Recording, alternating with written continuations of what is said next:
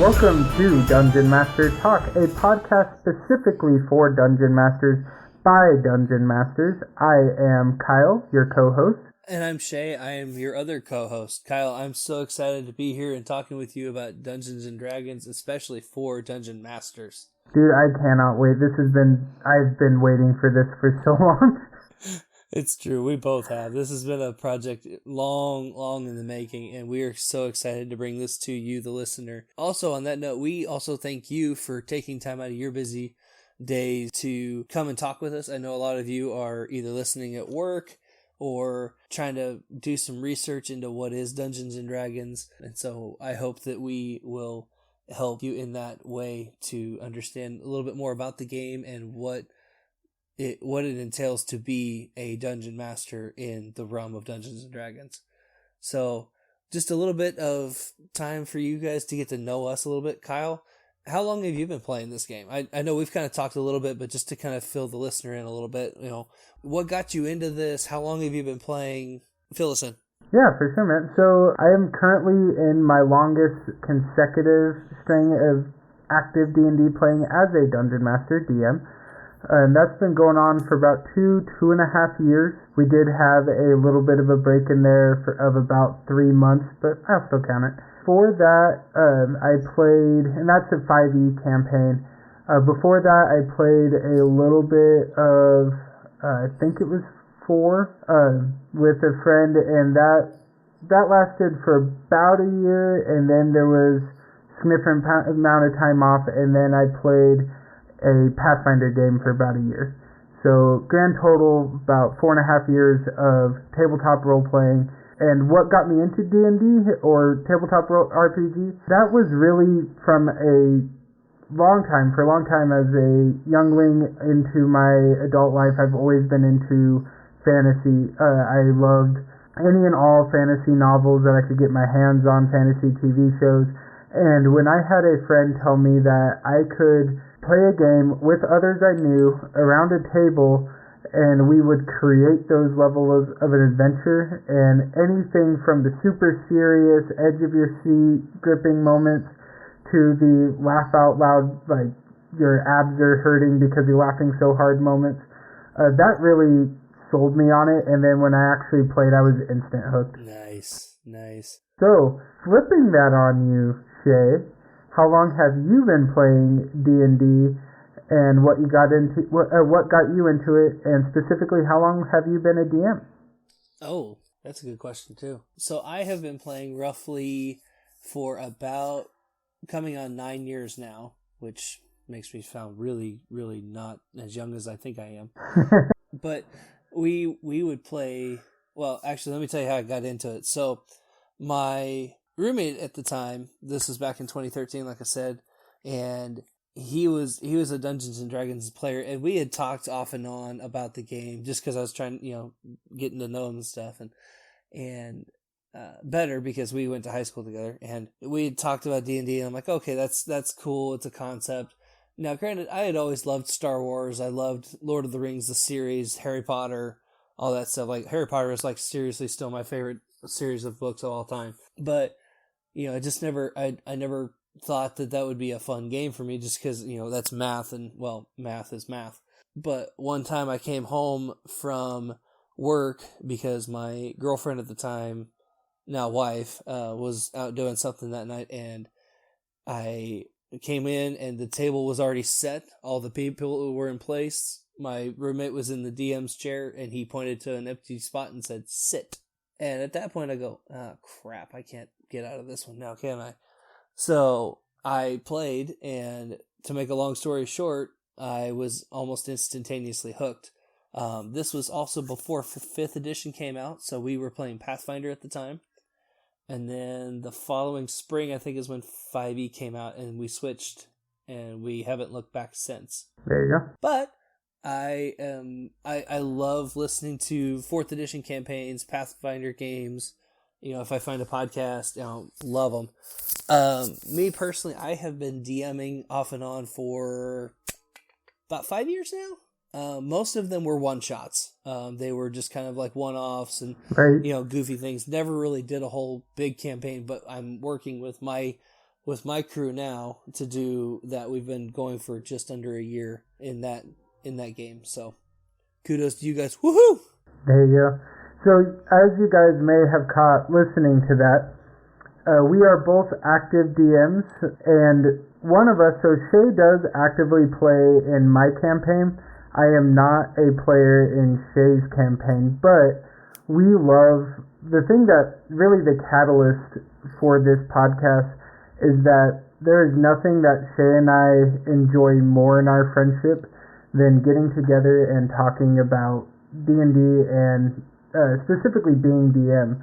I very vividly remember after, I think it was my second session of being a DM, Shea and I got together to hang out, and Shea had the biggest grin on his face because he knew he had stumped me as the druid in my game. He knew that he pulled one over me and that I was not ready for him to spoil my surprise moment. He was able to disguise the entire party, circumvent this entire ambush that I had planned, and actually ambush my goblins. So, and just the grin on his face then, and the conversation we had, after that, and this was 2 years ago, after that conversation, we talked then about starting a podcast, but admittedly back then I was like, I'm too inexperienced of being a DM, I don't know what I would say.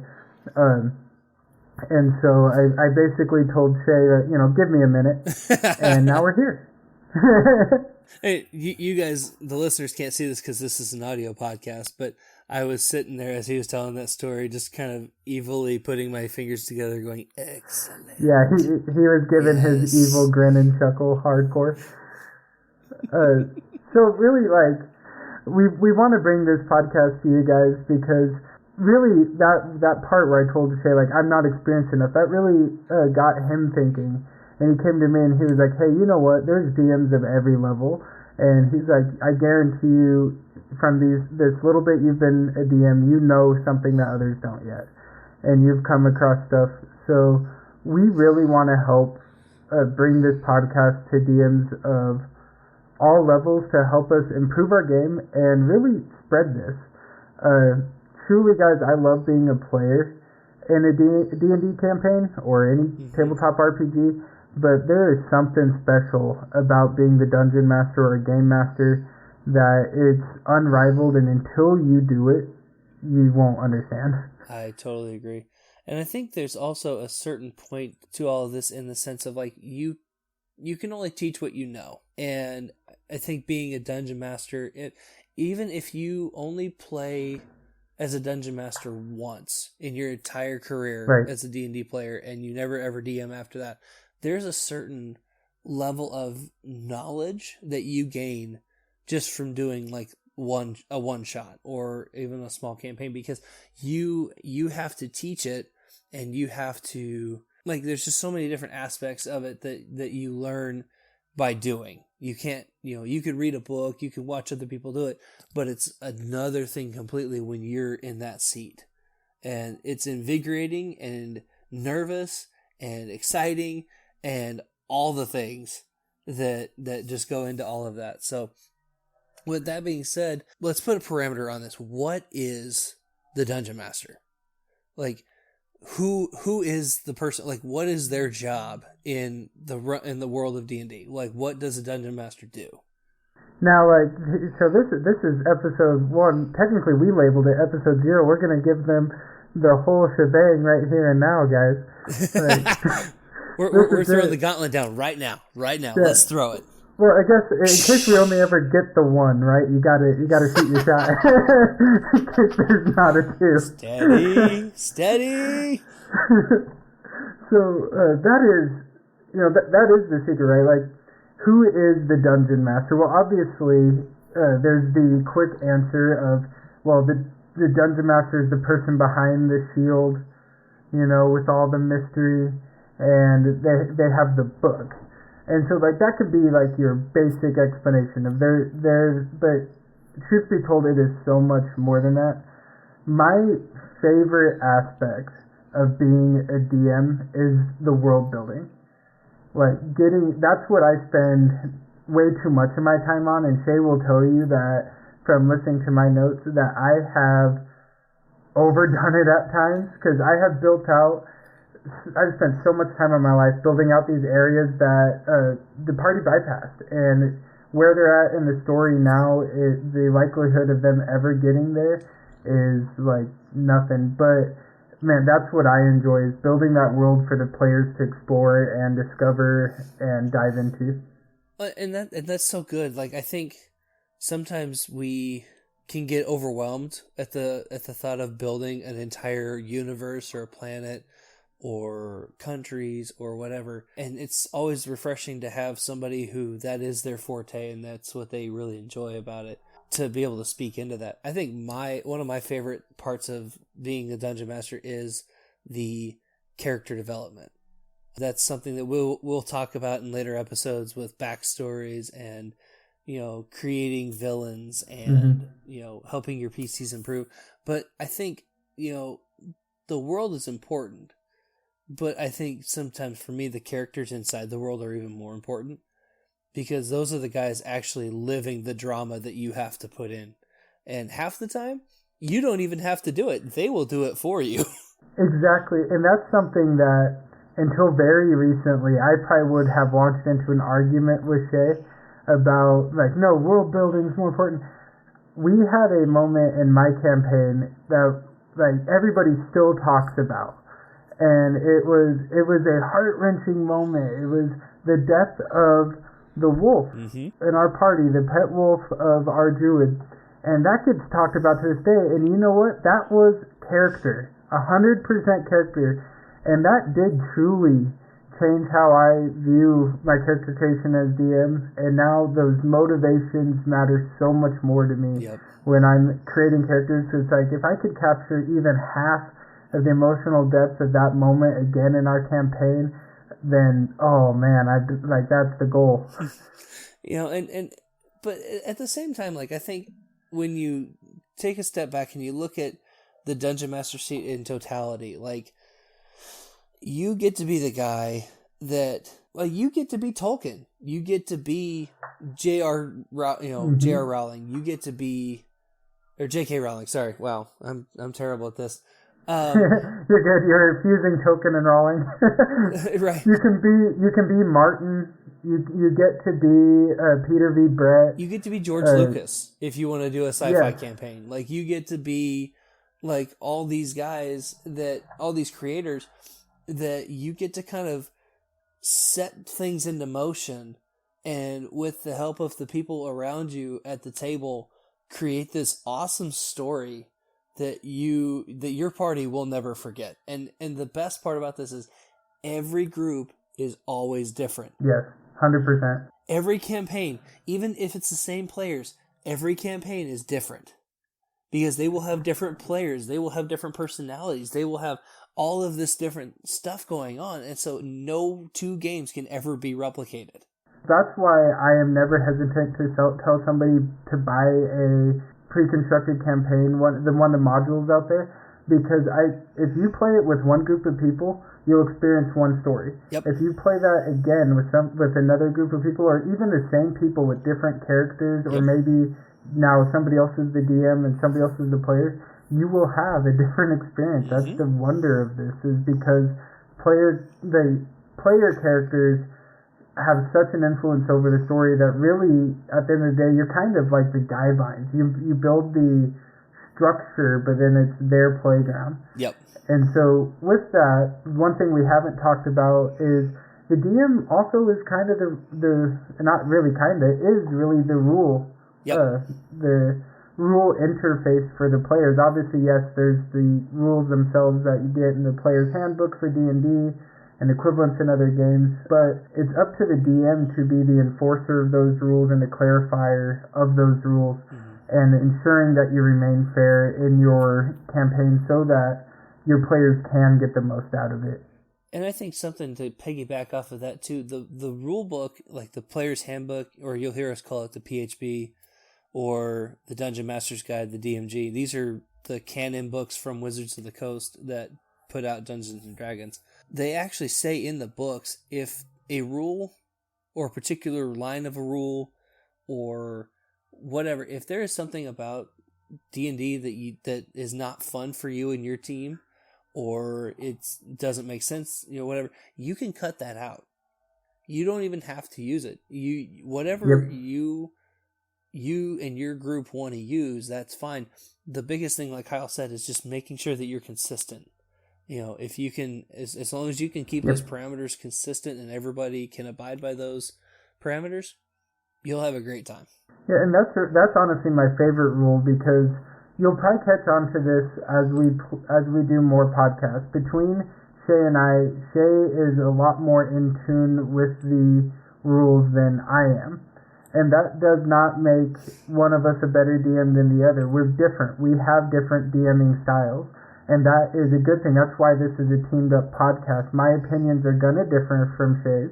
Shea's opinions are going to differ from mine. And that's a good thing. We want to show you guys that there's more than one way to achieve this. There's more than one interpretation of these rules or of the game and what it's meant to be. And that's really the beautiful part of this game, is that our experiences, and it will be different, and how we do things will be different. And the important part of that is make sure that your communication with your players, and this is the one deviation from this, and you'll hear us talk about this again in detail, but just make sure that you're in good communication with your players, and it's going to be amazing. I guarantee you, if you pour into this, you will get out a ton of fun and just great stories and memories that'll last a lifetime. Unless your players just want to absolutely derail you, and at that point, I think you just need different friends.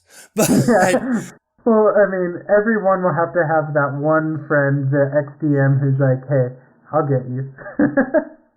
One time. Okay, Kyle, I guess I'll do that for you. Okay, pick me. But, I have to laugh because, Kyle, you say that I'm a little bit more rules oriented, and that's kind of true. Watching our play styles, like, I've seen you kind of be a little bit more by the book, and usually when my players was like, I want to go do this, I'm like, roll for it, I dare you. And so, like, I know what the rule is in the back of my head, but I'm like, you know what? Go for it. I want to see. I'll give you a quick story. We had a warlock, a satyr warlock, and I already love this character. Right?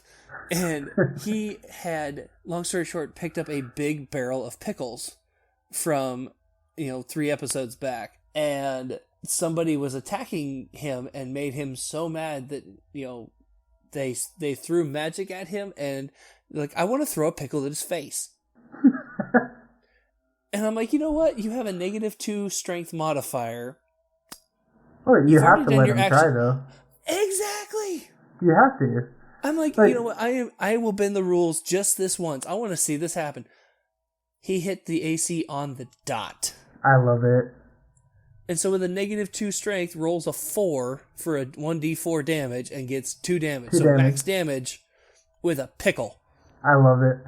If that ain't kosher. That is something that I would let happen in my campaign if we ever had the situation where somebody would have a pickle to throw.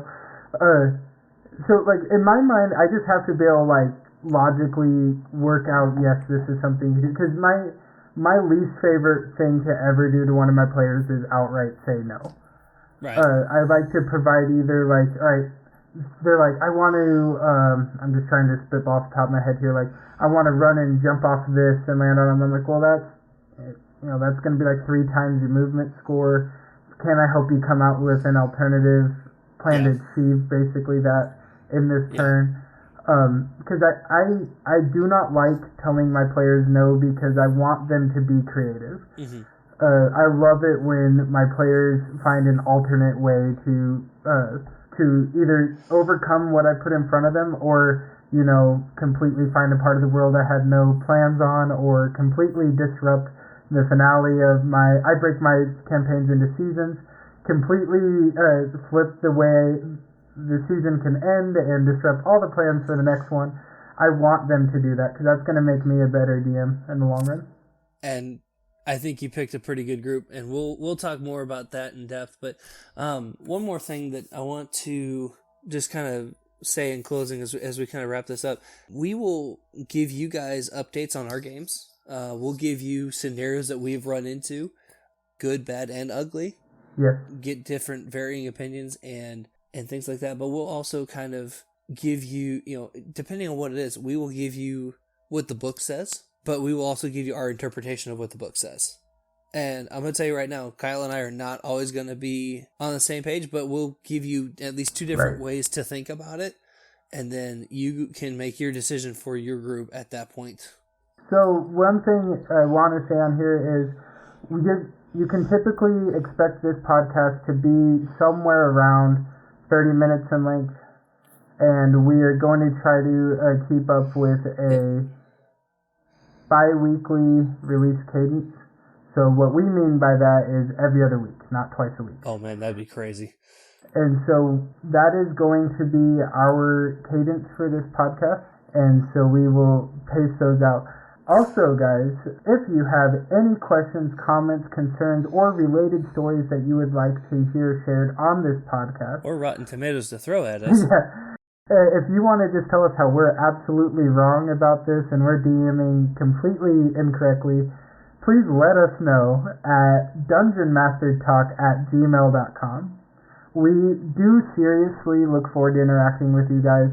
I will add a disclaimer. We do record multiple episodes at one time. So if you email us, please be patient. We will try to get back to you in one form or another. And that will either be replying to you on email or giving you the shout out here on the podcast and actually answering a question out here. But it might take us a couple episodes to get back to you, so please be patient. We'd like to thank all of you for taking time out of your busy schedule to listen to DMT. That means a ton for us. You have no idea how much it means to us that anybody would listen to just 2 guys come together and talk about something they love. And from all of us here at DMT, he is Shea. And I am Kyle, and we will see you next time for more Dungeon Master Talk.